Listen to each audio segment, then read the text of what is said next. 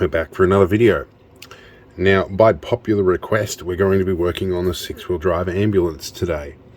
One thing that has been a problem for a while has been the fact that all the cables and all the rest that control the heater vents and the airbox and everything like that have all been bent and rusted and whatnot. So I happen to have here a new control mechanism here, which is made by Valeo in France for the Land Rover.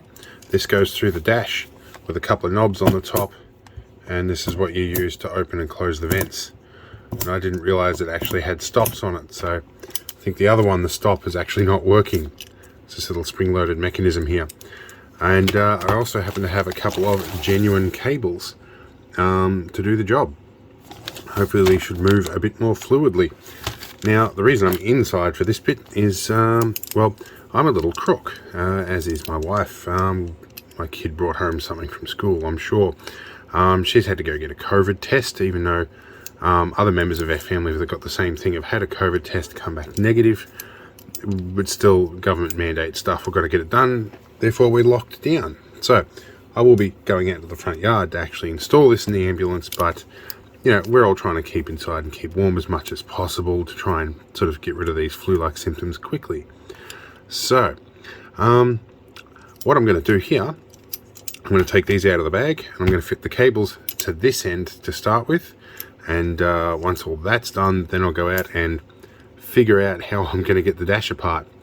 Now, it should be worth noting I'm not an expert on Land Rover stuff. I just happen to own two of the things. A 6-wheel drive ambulance and a 4-wheel drive soft top GS.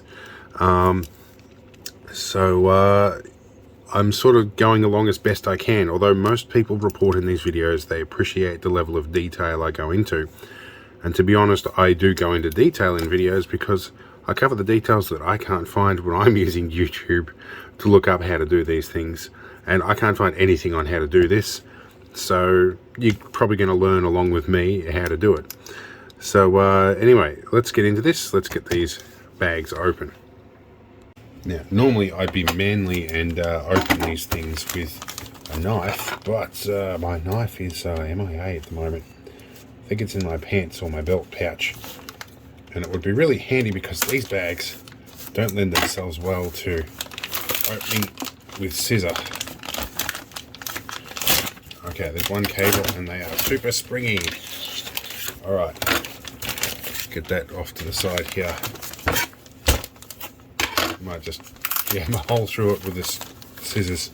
Might be the easier approach here. Alright. Riveting TV, watching me open bags. Oh, sorry camera. Okay, now the other thing is I want to get this sticker off. Because that is actually impeding its function, as you can see from where it's torn. Now I have some liquid gold here at the moment, which is isopropyl alcohol. Thank you, COVID-19. Now we'll peel that up a bit and a bit under here, and that might help peel it off a bit. Just a little bit more. A little bit easier. Cool. It actually worked a lot more easily than I'd expected. There we go. You'd think I'd done that before, wouldn't you? But no, I haven't. Well, I've used the alcohol trick before, but only when I really want to make sure I do the job right. Half the time I just sort of scrape at it with my thumbnail, which I've trimmed recently. Now these cables are poking me in the ribs. Let's take a look here and see. They move really easy. Okay, that's good. I didn't know they could ever move that easy. Wow. All right, so we've got to do two steps on here. We've got to clamp down the outer sheath, and then we've got to connect the cable in there. And there's a little grub screw in that. And I could probably use a socket to do these up because they have a bolt there, but I'm going to use pliers because I'm lazy. Alright, and there's a lock washer on there, which is important, by the way. Alright, let's remove one of these cables. and get it out of the way. Now, your best friend with stuff like this is big blobs of blue tack. It just helps hold your workpiece down and makes things a little more manageable. And there goes my pack of peppermints. These cables in a desk environment are actually really annoying. They just snag on everything. Right, we are going to level that out a little bit. We're going to hook this guy in. Now, I'm going to need to do that loosely, I think, because I want to position everything carefully. Now, I'm sorry if you can't see what I'm doing here, but these things are quite unmanageable, and it's hard to do one-handed with the camera in the way. Right, this is loose so that I can adjust this through as needed. And I need a suitable amount of cable on the other end. They've left me quite a bit of slack, which is nice. Now, that goes in through the side here. Now the cable is pushing, there we go. Alright, that looks good. And I'll probably bend that around there once I've got it in there just to help. Now what we need to do is look at this in the minimum position. And that is important because if you have the sheath too far up, it will collide with that. But we need it close enough that it will help push down the cable instead of trying to bend up in a big loop. The ones I've had a look at that are in here, they've put the sheath way back like this, and it provided room for that to bend. So we need it really about there with enough slack to bend around the corner. And there's loads of room hanging out this end. So let's actually tighten that grub screw up first, and then we'll adjust the sheath. So I've already got the right size driver prepared ahead of time, and we are going to get in here and do this up quite firmly. And there is actually room for thread on the other side, but I think that will be okay. And we're going to go with the bend direction that it's doing at the moment already, and we're going to give that a little hook around like that, just to secure it in there a little bit better. Alright, now if we move this, it should move the cable in and out like that. Now we're going to flip over, which is going to be difficult with all the tension on this cable now, and tighten this up. Now I may need to loosen that when I fit it in there, because there's sort of a learned curve, like it's like a roller cable. When you unroll it, it tries to coil in the same direction. It's been trained that way, so I may need to adjust this in the correct direction once it's in there. Anyway, give me a couple of minutes and we'll work on the next side. Alright, now a word of caution. I just looked down under my desk, and this end of it, with its learned curve, had swung around, and the steel end had poked through the grills in the fan heater under the desk and had made contact with the heater element, which is live at mains voltage, which is about 240 volts here. I touched this and the RCDs tripped and shut everything down except for the 12 volt system. I nearly electrified myself because this thing jammed into the cable, so be wary of little things like that. I love RCDs, and I have several of them in line. I have one that is very sensitive. It trips at about 15 milliamps, and that's connected to everything on the desk. It's a little bit below what is the required 30 milliamps, but yeah, it tripped and probably just saved me from an unpleasant video recording. Right, that's not so tight that it's going to cause a problem. That looks good. Alright. Yep, that looks good. Now we'll do the other one. Alright, now I have to route both of these cables through the same hole, so I'm going to line them so the curve matches each other. Might make my life a touch easier, although it's suddenly getting very difficult to manage all these unruly cables now. So let's see if we can get this guy in. I hope I'm on wide angle here. Let's angle down a little bit, and you'll be able to see this a bit more clearly. Now I've already been and just loosened off these grub screws slightly in the hope that it would make my life easier. Yeah, these things can actually swivel 360 degrees. They're just riveted in. Oh, and I let go of that. On hindsight, the other one I could have, I had swiveled that way. I could have swung it this way to make it easier to get the screwdriver on. Little things like that. Oh, that nut just dropped out. We'll thread you through. Take you, hook you on. My dexterity isn't great because, as you know, I have multiple sclerosis and it has affected the C6 vertebrae, which is where the nerves for my hands go.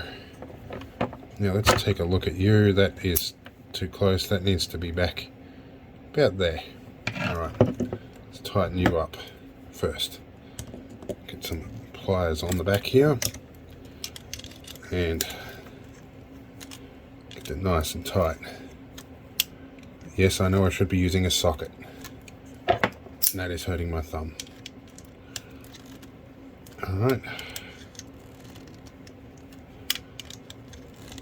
I'm doing these up real tight because you don't want them getting loose in the dash. Now it needs to be a touch longer there. And we'll do you. Alright. And we'll bring you around a bit. I don't want to encourage any sort of bend or kink in that cable because it will tend to accentuate itself over time. Alright, but that works. Now, we should be able to see the other end here. If I can hold everything, a bit of blue tack might assist here. This is like trying to hold a roll of fence wire that has been coated in grease. Alright, here we go. Now we want to push one here that should lengthen and contract. This other one should do the same. So you get longer when we do that and you get shorter when we do that. That's okay. So they should move in opposite directions when we do this. Alright, that's good. Now that we've done this bit, we need to go and install it in the dash, which means we're going to go and dismantle the dash. I'm going to wait till the sun comes out a bit, and then I'm going to go out and investigate that. Alright, we have found our way out into the cabin of the ambulance. And the bits we're replacing are these bits here.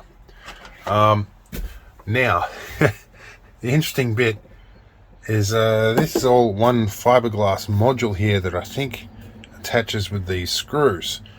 To get that off, I have to remove that and probably the cowling around there. I'm not sure, but I'm pretty sure I'm going to have to remove this entire module, which is a lengthy process and not something I'm looking forward to doing. And I'll probably have to take this radio bracket off too.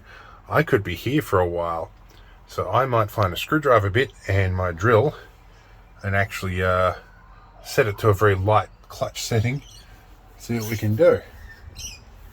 And I hear the squawk of Magpie. My favourite buddy Magpie has come to see what I'm doing too, so I'll probably have him helping as well, or it looks like a her actually. Anyway, so yeah, I'm going to sit down, stare at this for a bit, swear quietly under my breath, and then see what's involved in getting the dash module off. Alright, it should be worth noting that the camera angles in this position are very difficult. I'm making heavy use of blue tack. Now these two tiny little screws can go somewhere where I can see them. Well out of the way. There we go. Right. Now those two, we definitely want to keep them. Alright, now try and get this guy out. I haven't taken that panel off at the bottom yet, because I'll do that only if I think I need to. At this point I'm pretty well sick of undoing screws, and ones that won't undo when they should. That's a special thread screw that I need to keep, and I can't move those levers there. Pretty well stuck in place. You'll see why when I get it out. I also need to determine which cable goes where, because I've forgotten what unit does what under the dash, or under the hood bonnet. Having an American wife distorts your sense of language a little bit. Now that should drop through. Now I swear at it until I get out, or I take a screaming run up. Anyway, this bit I'm going to do off camera because the profanities will be thick, and from there I'll see what I can do. Alright, so I've decided probably the first thing I need to do to prepare is strip off all the extra connections I have floating around here, and probably pull all the extra cable out of the glove box and just try and generally clear some stuff out of the way.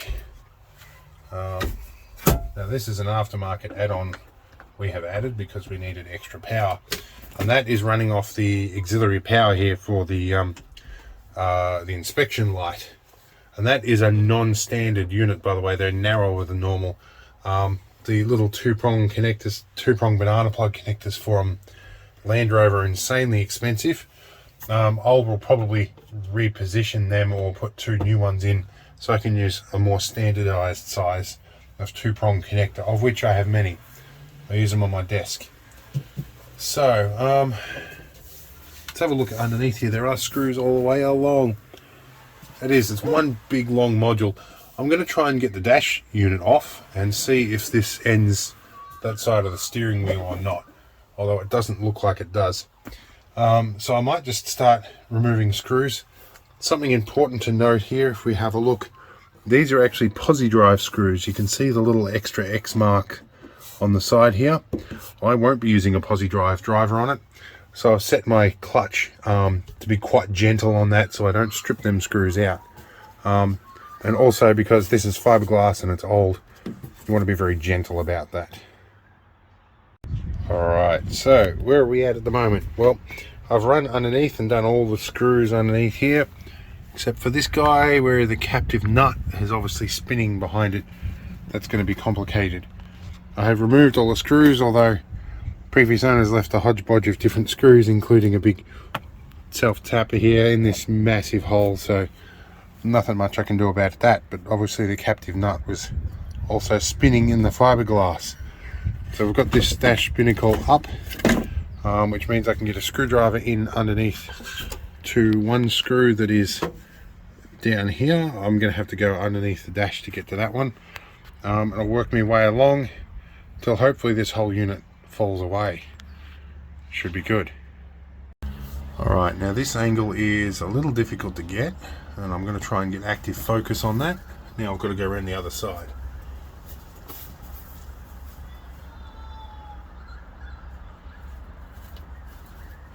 Hopefully this works. I've got to take the screwdriver and shove in underneath here and pop out the other side.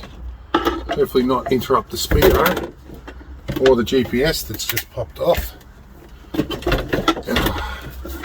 This is where you really need three hands. Alright, let's see if we can get you. Come on. I've got two fingers on the screwdriver at the moment, but we are making progress. So if I just persevere, we will make it. Whether or not I have the stamina to continue doing this is another question. Alright. It is fortunately not a very tight screw. That's what she said. Anyway, alright, that's that one out. Now we move on to the next like 150 or so other things.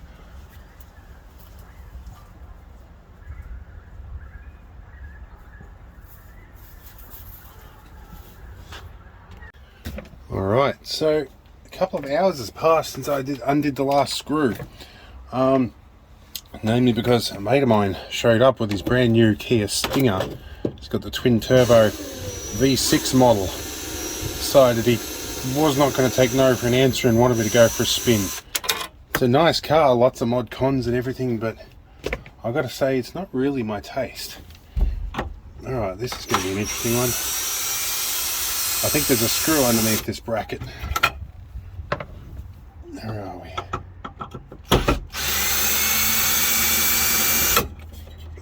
Alright. Now is that attached on that? No. There is a screw, which means I've got to undo these guys.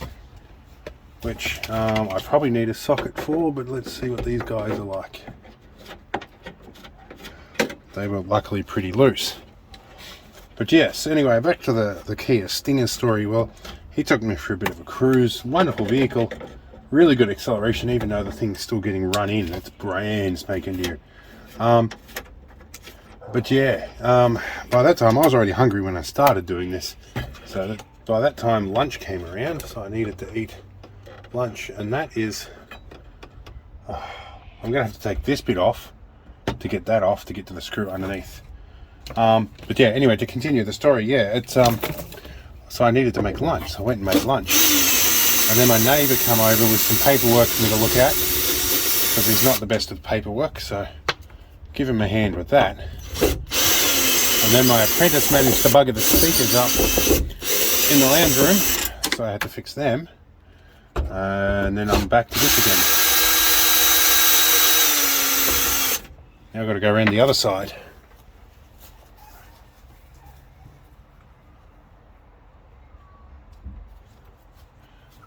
I might sit inside for this one. Should have used a GoPro for this, then I could give it voice commands. That would have been handy. It's layer upon layer like an onion.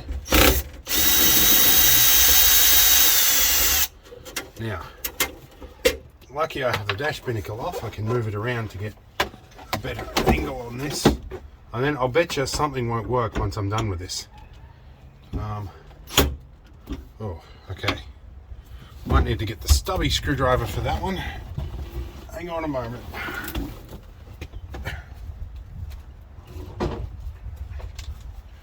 My deluxe set of Stanley screwdrivers. Right. Lots of stuff in here to do. This is the last screw. There's another one down the bottom that predictably hasn't been put back in. I don't blame them, because that's a pain in the ass to get to. Alright. All this just to get to the one final screw that's holding the top of this dash on, bar the one down here that's got the dodgy captive nut. But I don't expect that will be a huge issue. Alright, there we go. Now, there's that one fabled screw in here. So there we go. Alright, now I'm chucking all these screws on the footwell so I don't lose them, hopefully. Let's see. Oh, this is held on by something else. Alright, I've got to stare at it and swear some more. Hold up a minute. Alright, so it turns out I had missed a couple of screws. By the feel of it, maybe another one. Where are we? This whole thing dropped down. Alright, it is moving out a bit. Now, there may be another screw. Yes, there is. Oh. I'm hearing electric arcing coming from under there. That's not good. No idea where it's coming from. I should probably find the fire extinguisher just in case. Alright, now this is where I part with the glasses because I've got sun setting behind my head. Now, these two screws I found I missed, and they're starting to strip a little bit, so I think it's time for an impact screwdriver. Now, if you've not used one of these, basically they've got a big cam in them and you hit them with the back of the hammer and they turn a little bit. There's a little cam in them that does that. Now, it's lefty loosey, I think is how that works. So I bought this one years ago for getting the door studs off. This one. Now I've got to figure out if this is the right way. Give me a moment. Okay, it took me a moment to remember, but basically you can push down and rotate to go to the right, push down and rotate to go to the left. Now we find an appropriately large driver bit for this. Insert in here, and then we give it a smack. And this actually has a socket on here, so if you ever want to drive socket, oh, it's got a socket attachment. Now let's see if we can get this out.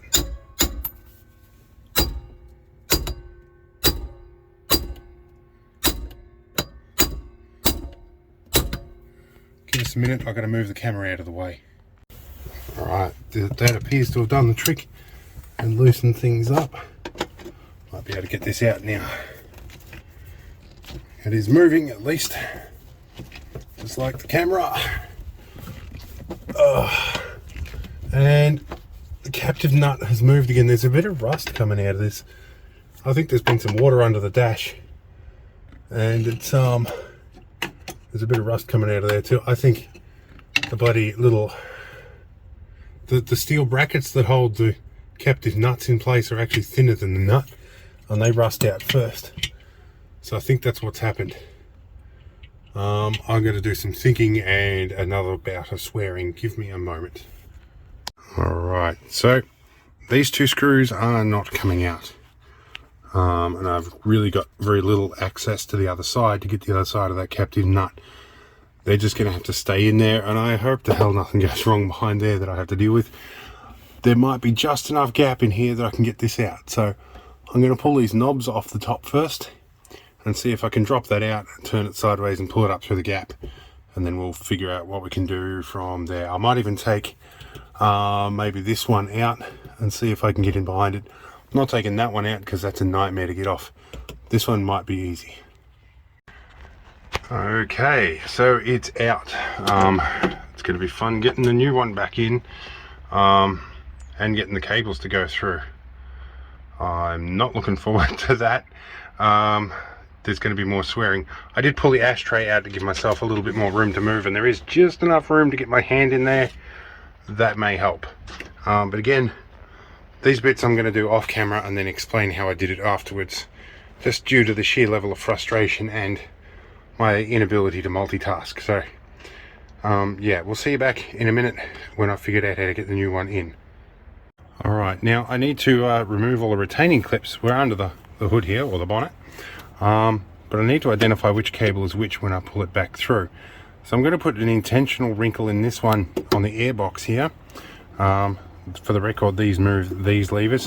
What I've been doing prior to this is I've been getting out and pushing these things across as needed. And there's another one down there somewhere, which I think is a valve for the heater core. Anyway, I'll figure that out in a minute. But I need to differentiate these so I get the cables in the right orientation. So I'll put an intentional wrinkle or marker on that one for when I pull it through. In fact, this little break in the cable might be indicative enough for me to tell what's going on. But I'm going to take some photos first, and we'll go from there. Alright, this unit is providing some resistance. Christ. Okay, now, it's providing some resistance, as you can tell from this cable, but I've worked out that the cable from the airbox that we were just at is this side of the control, which is that's the venting control, not the heater control. So, vent box is that top box. So we know which cable that is. I can cut that off, maybe even pull it back through the other way. I don't know. I might use that to pull the other cable through yet. But I know this one, it's disappeared behind the dash somewhere, and it's annoying the living shit out of me. So yeah, let's continue on. All right, our cables are here, and I don't want to have to bleep things, so I'm just going to close my mouth for a couple of seconds. Easily the single most frustrating job in this entire unmentionable piece of British leavings. I hate doing this job, and I'll tell you also why. Now, you may or may not, depending on whether or not you've dealt with a vehicle with Lucas Electrics, heard the phrase Lucas Print of Darkness. As a result, well, I hit the record button by accident. As the result of moving stuff around, I now have this globe hanging out here and no fucking idea what it came from. There's also a connector that's floating loose. I'm saying floating loose because I'm really frustrated by this vehicle. Anyway, there's a connector which actually might be connected to the ammeter that doesn't currently work. So yeah, that'll be interesting. But yeah, we'll got to get this in the gap and up on under that now. So we're getting there, but I'm taking a breather for 5. People ask me why I hate working on cars. Crap like this. Alright, I love electronics, they're easy to diagnose. This stuff, these cable things, fight you all the way. And some goddamn genius decided to thread the cable where it has to be at a sharp angle.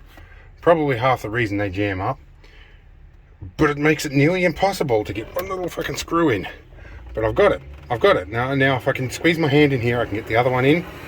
When it's screwed up, I don't ever want to change this ever again in the history of this vehicle. I will drive it off a cliff before I change this thing again. Right, I am really annoyed by it. Alright, it's actually about on par with trying to convince my autistic apprentice to put clothes on because we've got visitors coming.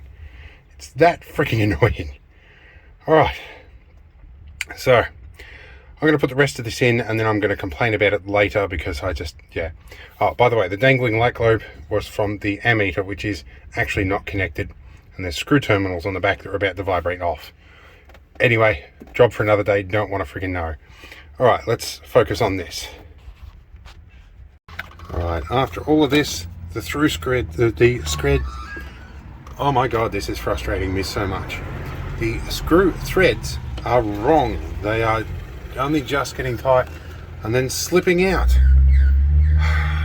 Anyway, they're going to stay in there for now. I'm going to fill it full of Loctite or super glue or whatever because this is never coming out again. You see here, that just, I did that screw up, I pushed it forward and then it just popped out again.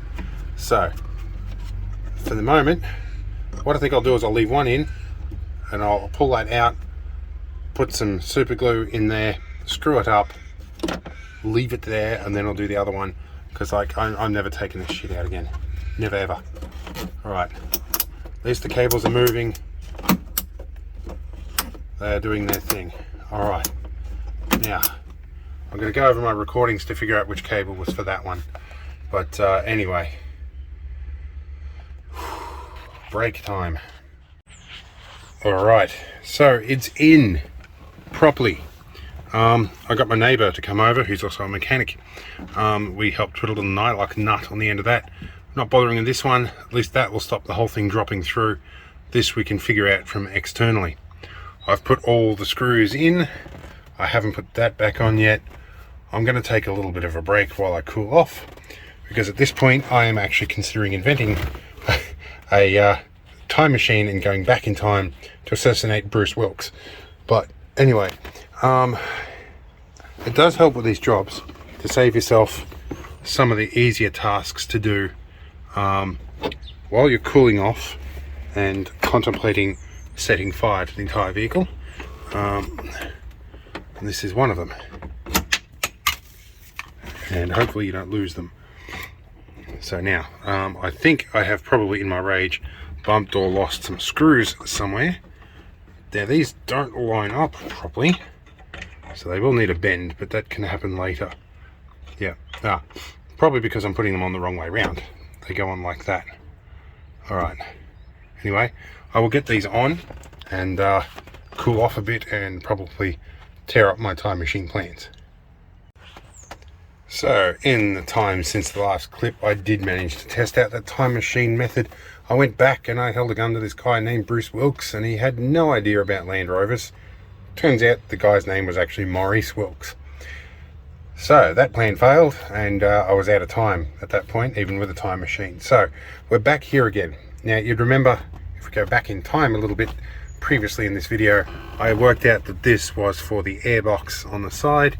So we're going to get around, observe where the cables are, then we're going to push this one forward. Let's get out and have a look. All right.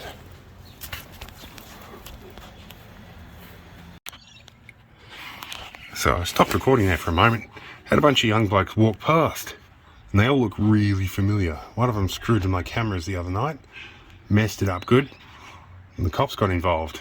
But I've since found out what his name is, so since they come back, they were really, really polite to me. So yeah, that's nice. I'll let the coppers know that they're back in town. Now, I've put this one here temporarily as a random guess. I'm about 50-50 going to be right. So that allows us to differentiate them. So our loose one is short and our tethered one is long. let's go pull that lever and see what happens. Or rather, push that lever. That guy's forwards. Let's go back around again. Around about. Okay, so that guy's the same length, that guy's long, which means that comes out and that goes in there. Okay, cool banana armors. Let's get this back in. Alright, I'm sorry if the camera's getting shaky now. I'm getting pretty exhausted, and this is about the limit of what I can do with MS. But anyway, one of the little details you guys all like is I've clamped this down, but I've left this out a bit, and the reason for that is when we close this, that's going to stop just short of that. That will help reinforce it and stop cable bending. Now this is in its open position, so we're going to pull that right back there and clamp that down at that point. It means when we pull the cable, it's going to swing back and stop right there. Alright, so let's go and find a pair of pliers and a little bit of WD, and we'll screw that up. Alright, so we're back on zoom mode, 3x zoom with active focus, so it should follow this. I'm going to sneak inside the cabin and pull the lever and see what happens.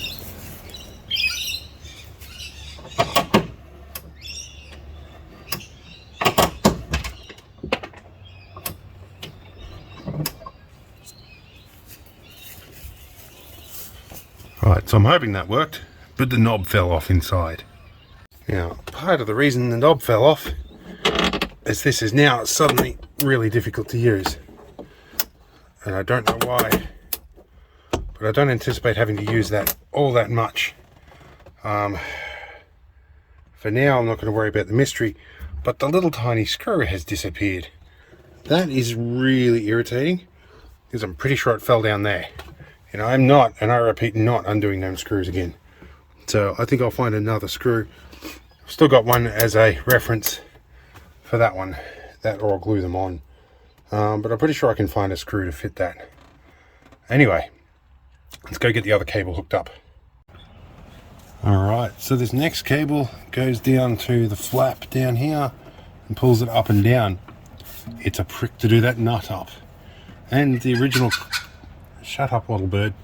The original clip for that is missing. Alright, I've switched to the 3x zoom lens so you can see a little bit better in here.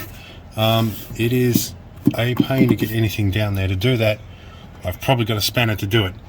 Of bigger concern is where I've got the cables. They should have gone through these loops at the back to keep them off the exhaust manifold from melting, which would be good, and to make pulling the air filter out just that little bit easier.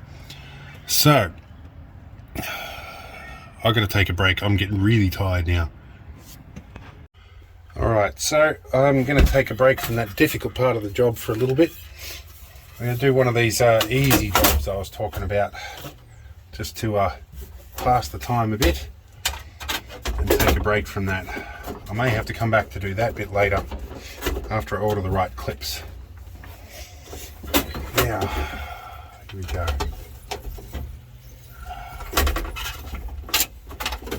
So we can get this guy in. This is supposed to be an easy job, damn it. There. Oh, come on. Yeah, my dexterity's gone for the day, you guys. I am pretty well done with this job, which means I'll probably make this a two-parter or something. And where did that... No, we got lucky. It didn't fall down the hole. Yeah. Right, be back in a minute. Alright. Took me a moment to just get organised on the other side here. That's a little bit better. Right. Of course, I'm out in the air's gone from being too hot and too sunny and overheating me to now very humid and about to rain, and my nose is running.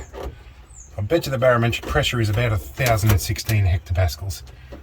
My brother used to do this at 1,018. I did it right at 1,016.